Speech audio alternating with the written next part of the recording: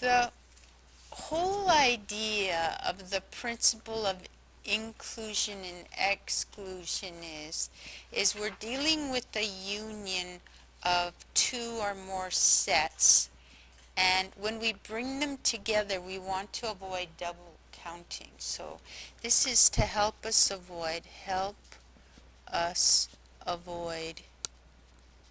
double counting.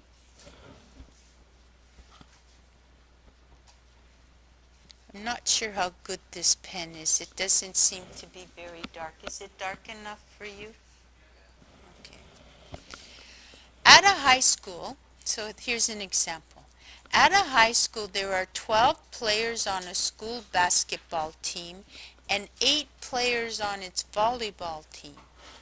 How many players would show up at a party if exactly 5 students play on both teams? Okay. Well, let's take a look at this. You might say 12, 20 players show up, but we have to be careful because 5 play on both teams, so 20 players are not going to show up. We have to account for the fact that some of them are on both teams. So let's draw a Venn diagram. If we were to draw a Venn diagram of this situation, we put a little S there to indicate the universal set.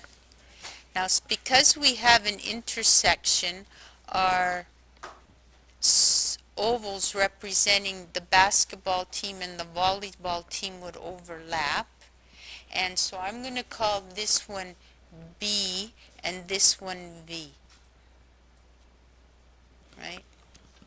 So we know 5 play on both teams, and 8 players are on the volleyball team. Well, hold it. There's 12 players on the basketball team. So in order to make up 12, this must be 7. And there are 8 players on the volleyball team. So in order to make up 8, we need 3 people here. So if I were to add this, 7 plus 5 is 12 plus 3 is 15. So at most, 15 players would show up.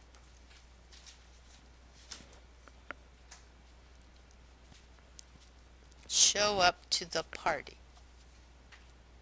Okay? Now, we could use a formula for that. So what we could do is go the number in the basketball team union the volleyball team is equal to the number in our basketball team plus the number in our volleyball team minus the players that play on both. So that's going to be the number in B intersection V. That should be a V. Let me just correct that. Oops. A little bit awkward here. So the number on our basketball team is 12. The number on our volleyball team is 8. Subtract the players who play on both, and we end up with 15. So either way you look at it, you get the same answer. So the formula for principle of inclusion, exclusion of two sets, for sets A and B, the number in A union B is equal to the number of A plus the number of B minus the number of A intersection B. So remember, union, usually the question will talk about A or B, right? If we convert that to English. And usually the question will talk about A and B. They're on both, right? In this case, they were on both teams. They were on the basketball team and the volleyball team. And this subtraction here is to, as I said before, is to avoid double counting.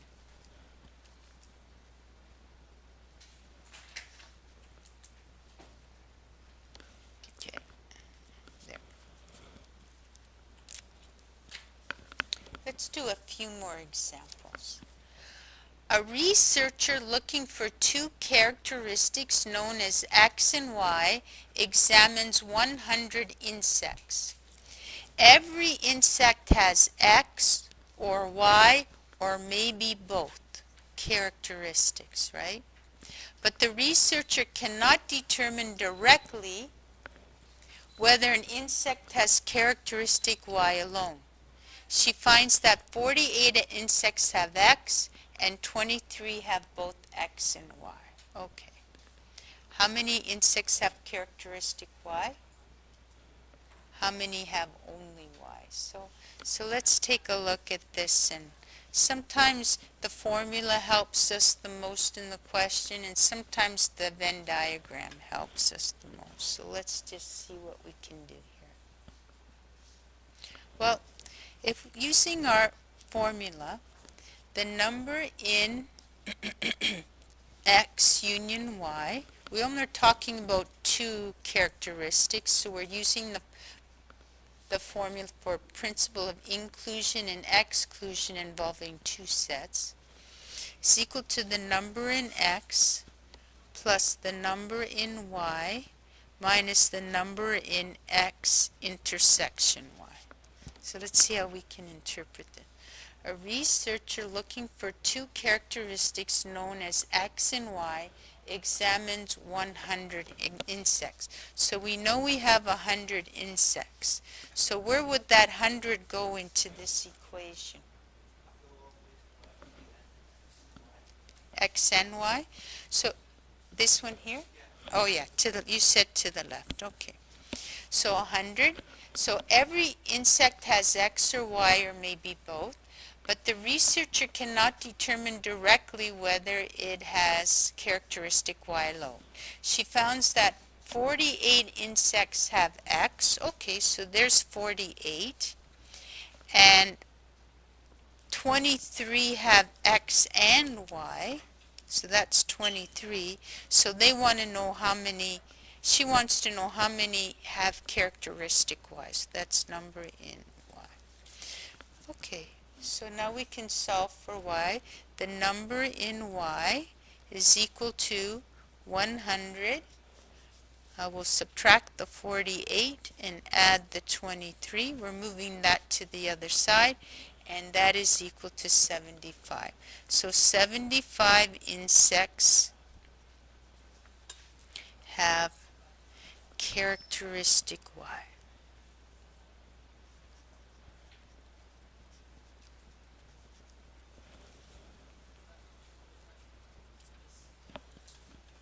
Let's try part B. Well, if we want only Y, I personally prefer to draw a Venn diagram. So let's do S for our universal set. Here's X, here's Y.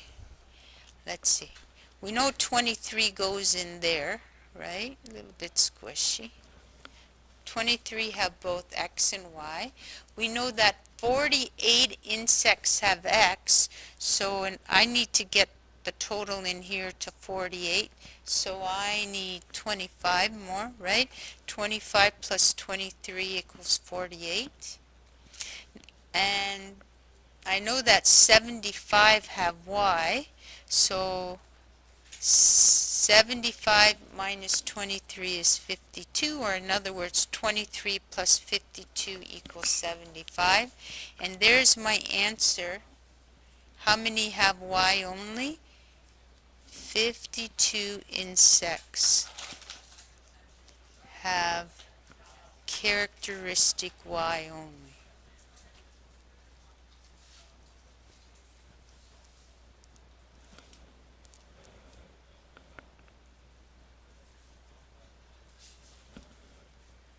Okay? Now, everybody have that? So, for 3 sets, it gets a little bit more complicated. Now, the formula for 3 sets is, for sets A, B, and C, the number in A union B union C equals the number in A plus the number in B plus the number in C. We're going to subtract the three intersections minus the number in A intersection B minus the number in A intersection C minus the number in B intersection C plus, well, when we subtract this, we've subtracted too much, so we have to add in what's in all three. Okay, so sometimes I try to draw a picture just to help you understand this.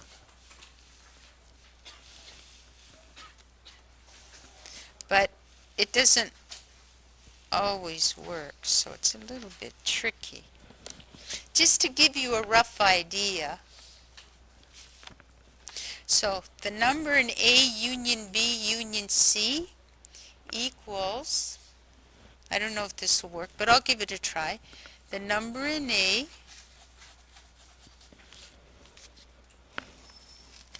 okay, I'm just going to get different colors, plus the number in B plus the number in C. So you notice these intersections have all been added in twice, right? They've all been added in twice. This guy got added in 3 times. What's common to all 3? So we have to subtract that intersection, subtract this intersection, and subtract this intersection, but the trouble is we've wiped out the middle part, so we have to add it back in. Okay, I hope that helped a bit. It's kind of hard to see, right? You add in everything in A, you add it in B, so this intersection got added in twice. You added in C, so this intersection and this intersection got added in twice. So we have to subtract those intersections, but when we subtract them, this gets wiped out. So we add that back in. Kind of tricky, but that's the gist of it. So let's give it a try.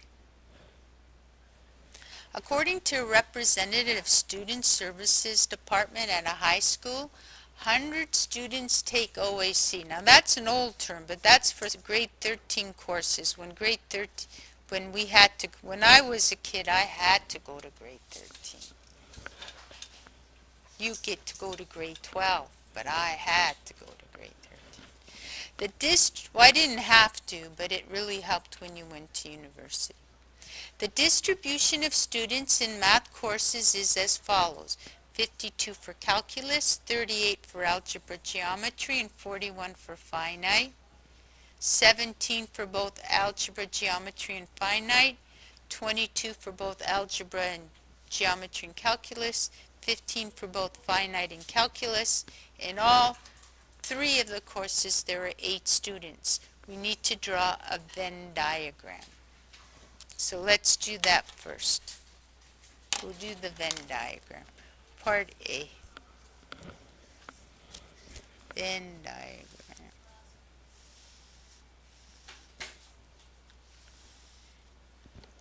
So there's 8 students who take all 3, so you know they're all overlapping.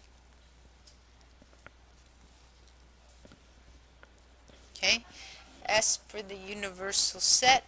We'll call this OAC courses. There's 100 in total, but not necessarily all 100 take a math course.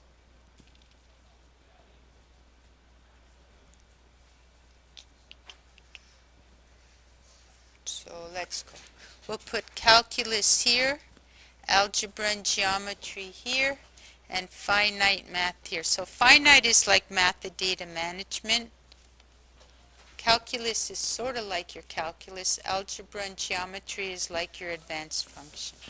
So 8 students take all 3. So I'll put a little 8. You start backwards. We're going to work backwards. 8 students take all 3, and we're going to fill in the rest. 15 take finite and calculus.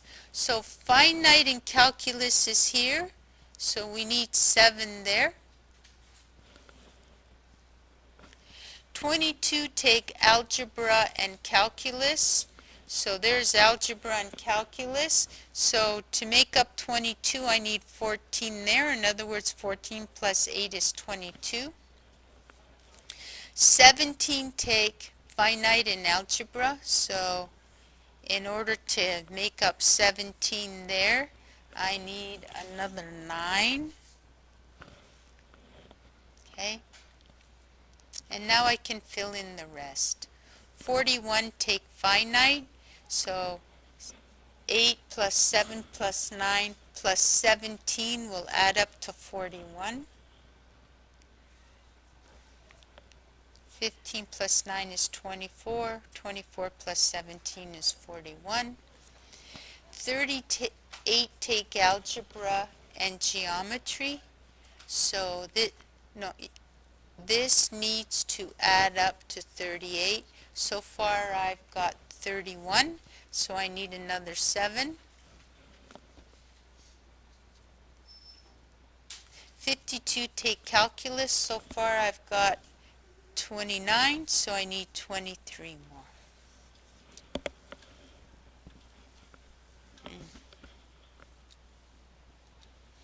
The problem is, if this is representing OAC, and I'll show it to you in a few minutes, this adds up to 85. So we need to put 15 out here for those students who are taking OAC courses who do not study any math. So this total adds up to 100.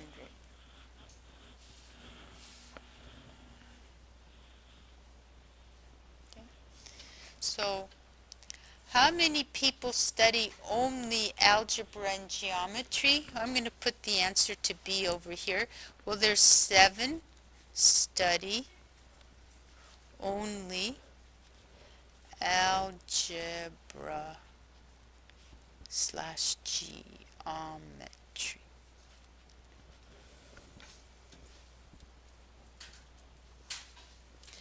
How many of these students study math at the OAC level? I'm going to demonstrate this using the Venn diagram as well as using the formula. We need some practice using the formula. So the number in calculus union algebra union finite equals the number in calculus plus the number in algebra plus the number in finite. Oops, I don't know why I put a 5 there. Where did that come from? Finite minus the intersection of calculus and algebra minus the intersection of calculus and finite. Continue down here, minus the intersection of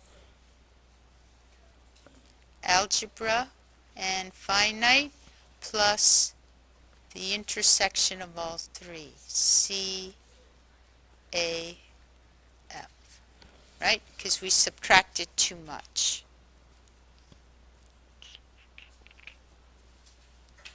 So let's plug in those numbers.